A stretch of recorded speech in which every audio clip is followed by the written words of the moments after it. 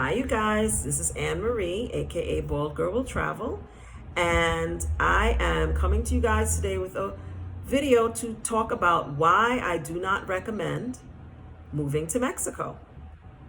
So, I'm the creator and founder of baldgirlwilltravel.com blog and website. I am also the founder of the Fly 40 Black Women Solo Travels group on Facebook. So if you haven't joined our group on Facebook, please do so. The link to join our community is in the description. I am on a mission to make solo travel accessible for Black women over 40, especially those of us who are 50 and up. I want us to embrace solo travel as self-care. I want to dispel the myth that you can't be fashionable and comfortable while you travel solo, especially when you travel light, aka team carry-on like me. If that's of interest to you, please like, comment, and subscribe, and share my videos with a friend. Now let's get into it. So I was recently asked by someone who was watching my videos on YouTube, when are you gonna talk a little bit more about your move to Mexico? And I've had people contact me asking for my advice about moving to Mexico. And what I explained to that person is I really don't talk much about moving to Mexico. I've lived in Mexico for over a year. But I've made a conscious decision not to be a part of the what I call, quote, move to Mexico movement. And I'm going to share with you 3 reasons why I don't recommend moving to Mexico to my subscribers or really to anyone else. But a little bit about me for those of you who are new to my channel. I decided to leave the United States and relocate to Mexico last May. I spent a significant amount of time researching and figuring out what place made the most sense for me, and I decided on San Miguel de Allende, which is in central Mexico in the state of Guanajuato. It is a pueblito mágico, which is a magic town. It is well known in expat circles. It's beautiful, mild, moderate climate most of the year, and it has a significant expat presence, but a wonderful local community. Great place to learn more about the culture of Mexico. I'm working on learning Spanish. I have found the people here to be wonderful and welcoming, and I really love living here in Mexico. So you might wonder, well, why aren't you telling other people to move? Well, one of the main reasons I've decided not to participate in encouraging people to move and actively encouraging people to come to Mexico is because the longer I live in Mexico, especially here in San Miguel, the more I understand some of the negative economic impacts of the presence of expats in Mexico and in different parts of Mexico.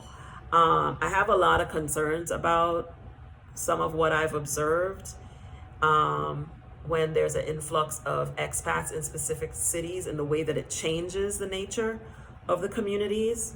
And I just decided I didn't want to be a part of that. I think it's important to understand, especially as Black Americans who move to Mexico, that our presence, even though we're bringing money into the community, it's not necessarily helping the local community in the ways that we think it might be. One of the things I really don't want to be is a gentrifier in the way that I experienced it in the place I moved from, which is Washington, D.C. I saw at firsthand the impact of having certain people move into communities that had been historically Black, and how it drove the people who had always been there out because of the rising cost and the overall rising cost of living in Washington, D.C., due to the impact of gentrification and the colonizers, right? And I see the same thing or version of the variation of the same thing happening in San Miguel, as well as other cities where there's a large influx of expats like Puerto Vallarta, Playa del Carmen, Tulum is a great example, where people come in and they, especially as digital nomads and what I call snowmads, which are the older retirees that come for just a couple months a year, like snowbirds. And they come and they throw their money around because they have it, and they don't think about the impact of what it is for people who actually have to live here all the time. An example of that is around rents. rents are skyrocketing everywhere in the United States, but they're also skyrocketing in Mexico. And a big part of it is because of expats. And I'm just going to be blunt because that's the way, this is my opinion and what I've observed, and this is what I feel about it. A lot of expats, both black and white, come here and they love to go online and on social media and talk about how cheap Mexico is. And it really gets under my skin when I see that. When I see the videos talking about how cheap it is to go to the vet and how cheap it is to buy food and how cheap. Well, cheap for who is the question. Just because it may be less expensive for you and more affordable for you as American does not mean it is cheap. And it's kind of disrespectful to use that term, in my opinion, right?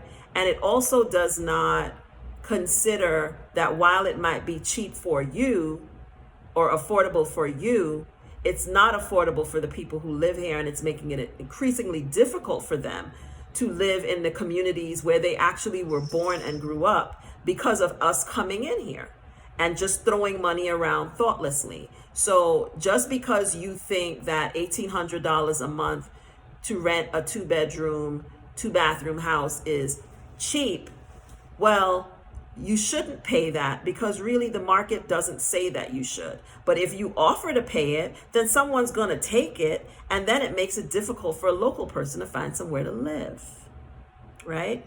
The average income for a regular Mexican is $8 USD a day, not an hour, a day. So what you think is cheap or even affordable is not for them, right?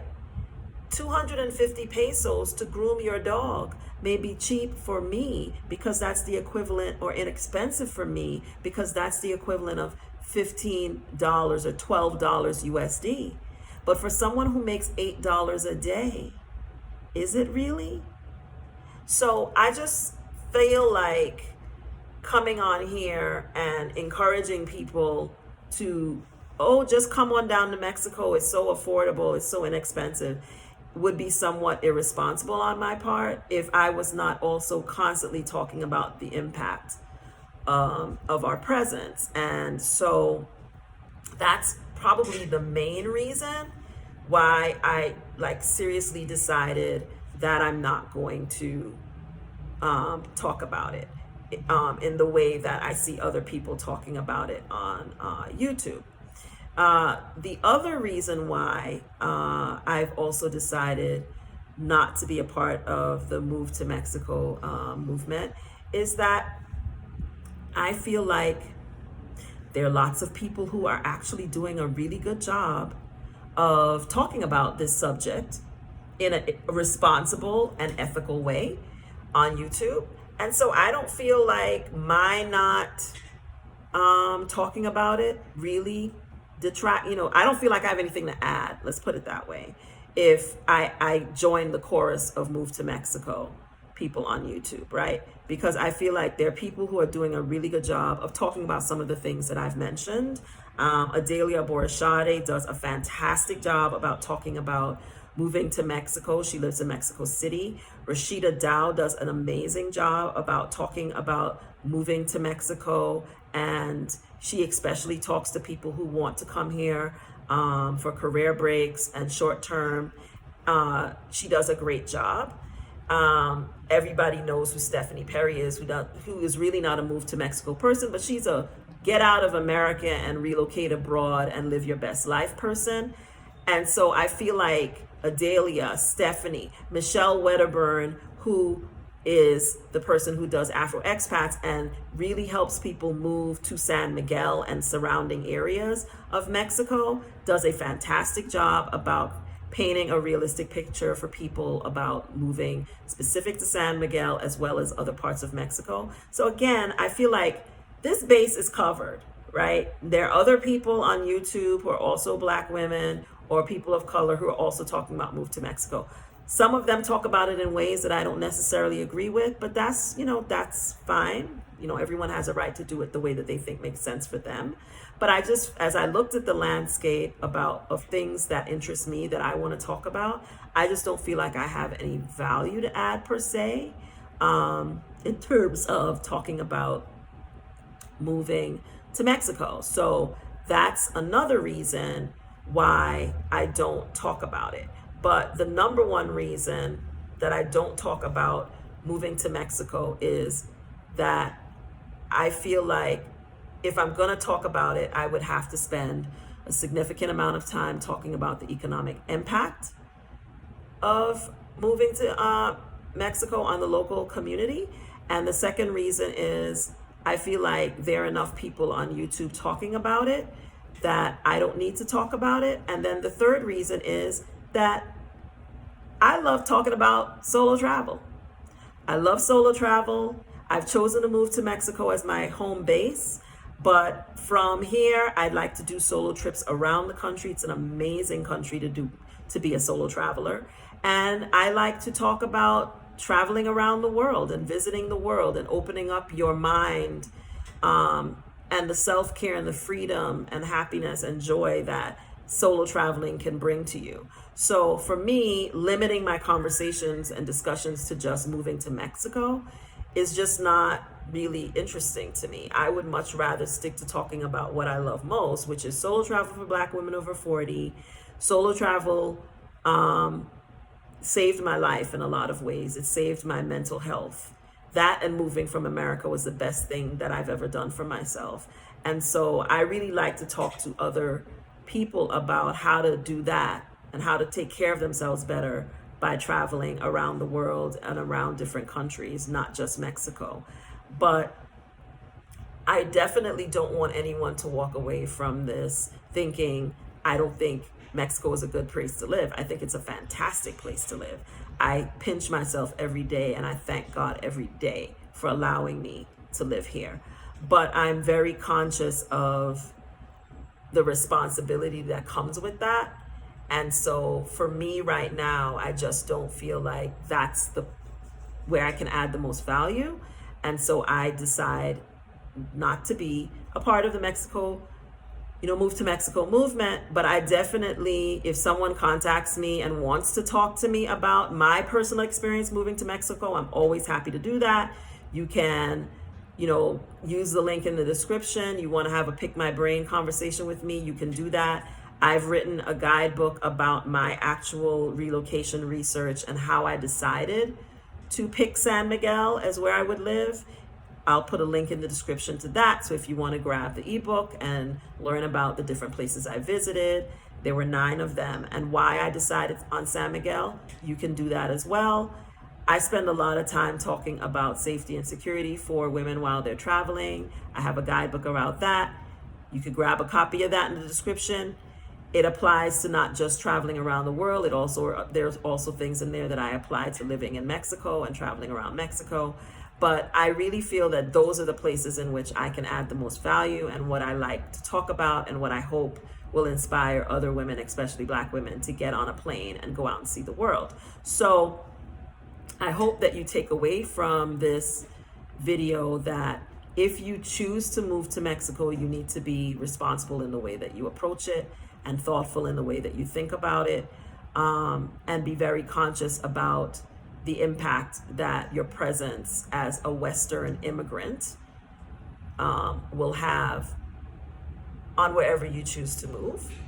And I hope that you will give that, thought. And if you do decide to move here, I've mentioned the people that I think you should follow and get to know in order to make sure that you think about the things that you should think about, do the things that you should do ahead of making that kind of decision and making that kind of move.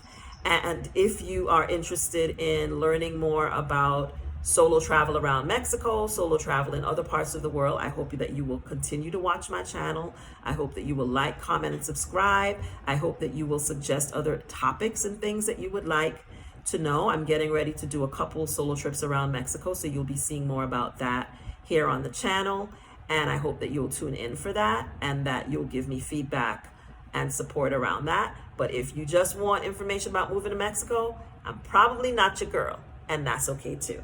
I hope you found this video helpful. If you did, please like, comment, and subscribe, and I'll see you in the next video.